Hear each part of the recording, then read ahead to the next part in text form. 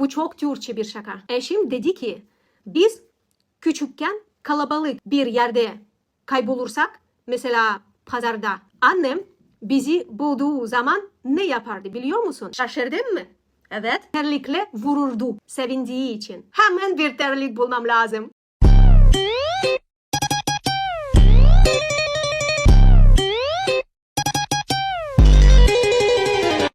Selam. Elena ben. Konuşmamız lazım. Son videoma 700'den fazla yorum geldi. 3 gün boyunca okudum. Bu sırada eşim 47 kere yemek var mı diye sordu. Ben saydım bu arada. Yorumları okurken 3 şey fark ettim. Birinci şey, sizin gurur duyduğunuz şeyler bitmiyor.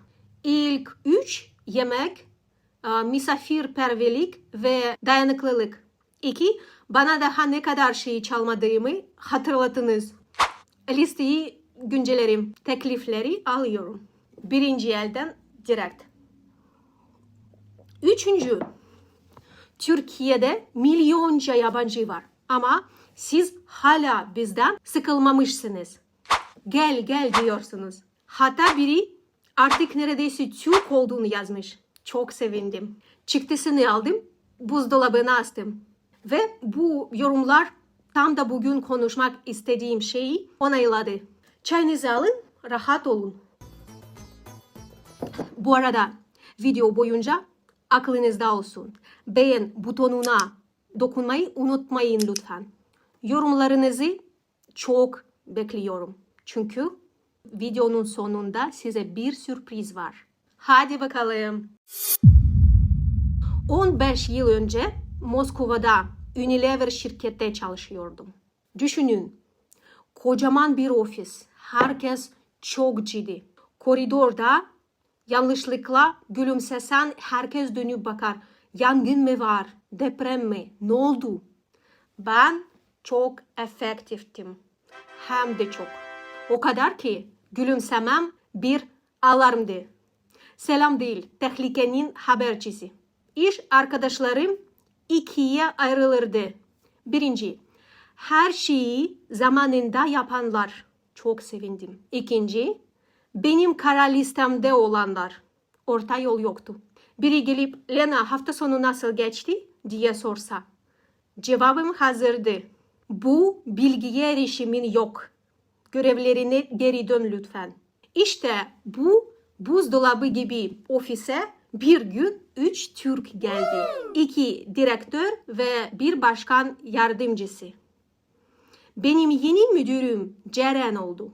Ta Türkiye'den gelmişti. Verdiler Ceren'e beni. Zavallı Ceren. Ceren ofise giriyor ve bana göre verimlilik düşmanı şeyler yapıyordu. Benimle konuşuyordu. Hayattan, aileden, nasıl kahve sevdiğimden falan. Cidden Ceren. O zaman düşünüyorum. Kahvemi neden soruyorsun? Beni zehirlemek mi istiyorsun? İşte bu bilgi ne işe yarar? Ona bakıyorum, içimden diyorum. Ceren, canım, biz burada dünya satışları mı yapıyoruz yoksa psikolog mu oluyoruz? İzmir'deki teyzen bize yıllık hedefi tutturmamıza yardım edecek, yani ben bunu profesyonellik sanıyordum o zaman da. Ama Ceren'in başka plan vardı. O bende bile bir insan tuşu olduğunu düşündü ve o tuşa bastı. Çok beklenmedik bir anda. Ben neden böyleydim size anlamam lazım bence. Sovyet usulü büyümek. Arada kurallar netti. Mesela gürültü yapmak yasak. Yüksek sesle gülmek yasak.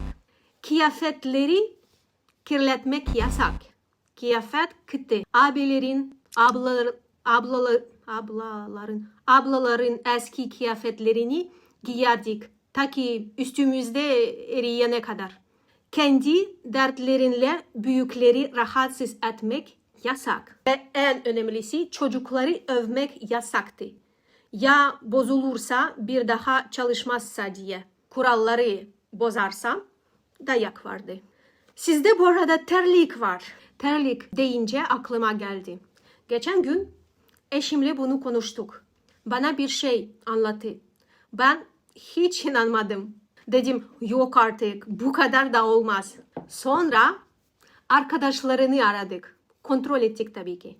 Ve şimdi size soruyorum. Eşim dedi ki biz küçükken kalabalık bir yerde kaybolursak, mesela pazarda, annem bizi bulduğu zaman ne yapardı biliyor musun? Dedim bilmiyorum, olabilir, sarılırdı, öperdi. Bana baktı. Böyle. Hayır dedi. Terlikle vururdu. Dedim anladım. Tabii ki. Ama neden?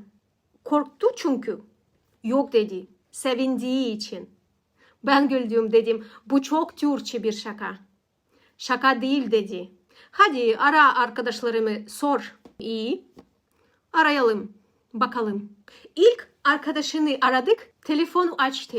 Eşim sordum. Söyle bakalım, çocukken kaybolduğun zaman annen seni bulunca ne yapardı? Bir saniye bile düşünmedi. Terlikle vururdu tabii. Sevinçten. Dedim tamam. Bir kişi sadece olabilir. İkinciyi ara. Aradı. Aynı cevap. Vururdu. Sevinçten tabii ki. Üçüncü, dördüncü, beşinci, hepsi aynı. Şaşırdın mı? Evet. İnandın mı? Evet. Anladım ki bu bir refleks gibi.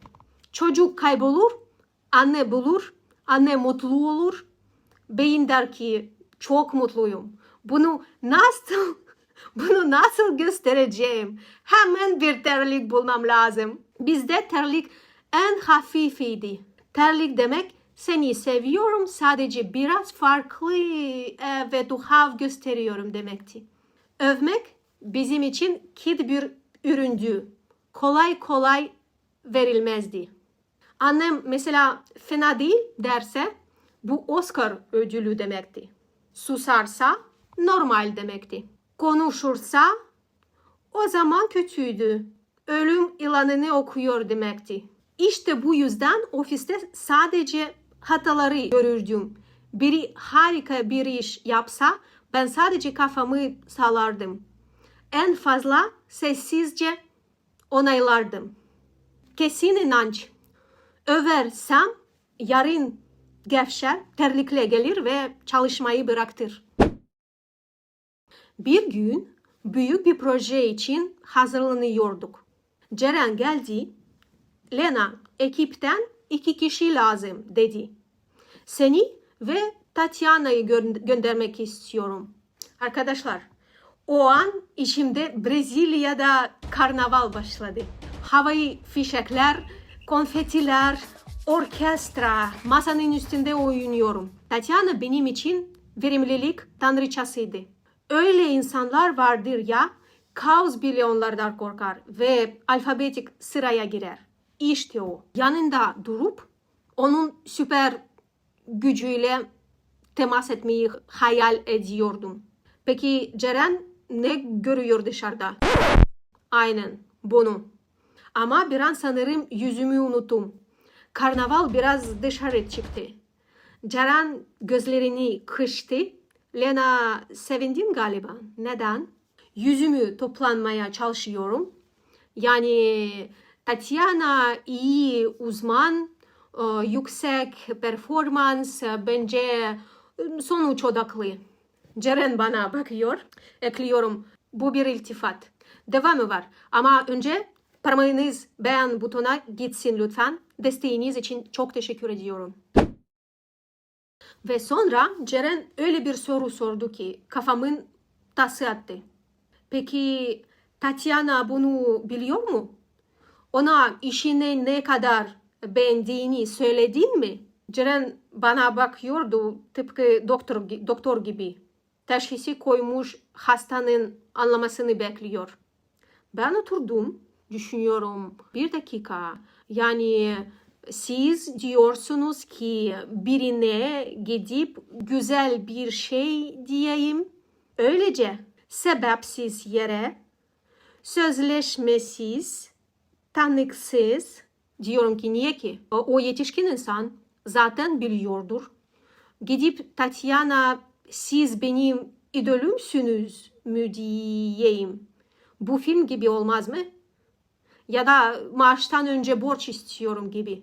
Ceren gülümsedi ve dedi ki Lena nasıl bilecek? Niye iyi yaptığını bilmezse şans eseri olduğunu sanar. Birine güçlü yönlerini söylemek gelişmesi için tek yol. Kafamda matematik formülü gibiydi. Mantıklı, evet oldukça mantıklı. Tatiana'nın daha iyi çalışmasını istiyorsam niye iyi yaptığını söylemeliyim. Ve o an ben çok iyi anladım ki ben inanılmaz korkuyorum. Milyon dolarlık bütçeyi savunmaya hazırdım. Veya dünyanın en tembel çalışanını kovmaya hazırdım. Ama Tatiana'ya iltifat etmek mi? Avuçlarım terledi. Benim sistemimde bu şuydu. Kızıl meydana çıkıp çok utanç verici bir şey yapmak gibi. Oturdum. Düşünüyorum. Nasıl yapmalı? Mektup gibi mi? Sayın Tatiana, profesyoneliniz bende sempati uyandırmaktadır. Yok, bu mahkeme kaydı gibi. 30 dakika geçti. Hala oturuyorum. Birine iltifat edeceğim diye cesaret topluyorum. 30 dakika Carl, 30. Sonunda pes ettim. Sesli söyleyemedim. E-posta yazdım. Göndere bastım ve kaçtım. Yürümedim, koştum. Kahve makinesi doğru. Durdum. Kahveye bakıyorum. Düşünüyorum. Tamam. Artık yaptım. Bitti gitti. Şimdi 5 yıl ona göz göze gelmemem lazım. Sonra göz ucuyla bir hareket gördüm. Kafamı çevirdim. O Tatiana bana doğru geliyor.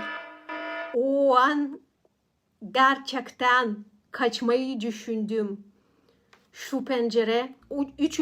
kattı. Atlama ihtimalimi hesaplıyordum. Tatiana yanına geldi ve sessizce dedi ki Lena, mailini aldım. Donakladım. Çok mutlu oldum. Ben de seni uzun zamandır izliyorum. Nasıl çalışıyorsun? İnanılmaz. Seninle çalışmayı hayal ediyorum. İkimiz de kendi kabuğumuzdaydık ve ikimiz de birbirimize güzel bir şey söylememekten korkuyorduk. İkimiz de karşımdaki zaten biliyordu sanıyorduk. Ama kimse bilmiyordu. O günden sonra kendime kural koydum. Güzel bir şey görürsen hemen söyle. Bekleme. Çok geç olacak. Ceren'in dersi buydu. Sadece pozitif ol değil. Tam olarak neyi iyi yaptığını söyle ki bir daha bilerek yapabilirsin. Ve şimdi sizin yorumlarınızı okuyunca anlıyorum ki siz bana bunu yapıyorsunuz. Aferin, harika, çok ilginç, çok teşekkür ediyoruz yazıyorsunuz. Tam olarak neyi beğendiğinizi söylüyorsunuz. Ve ben bir sonraki videoyu çekecek enerjiyi buluyorum. Sizin için, Türkler için demek istiyorum. Bu olabilir çaydanlıktan çay almak kadar doğal. Benim için hala biraz korkutucu. Ama sizden öğreniyorum. Peki siz ne düşünüyorsunuz? İnsanlara güzel şeyleri söylemeli mi? Yoksa hala översek bozulur takımında mısınız? Yorumlara yazın lütfen. Çok merak ediyorum sizce. Ve son bir şey. Sonraki videoda ikinci Türk patronum var. Ceren güzel şeyler söylemeyi öğretti. O ise hayata kalmayı öğretti. Size ikinci Türk arkadaşımdan bahsedeceğim.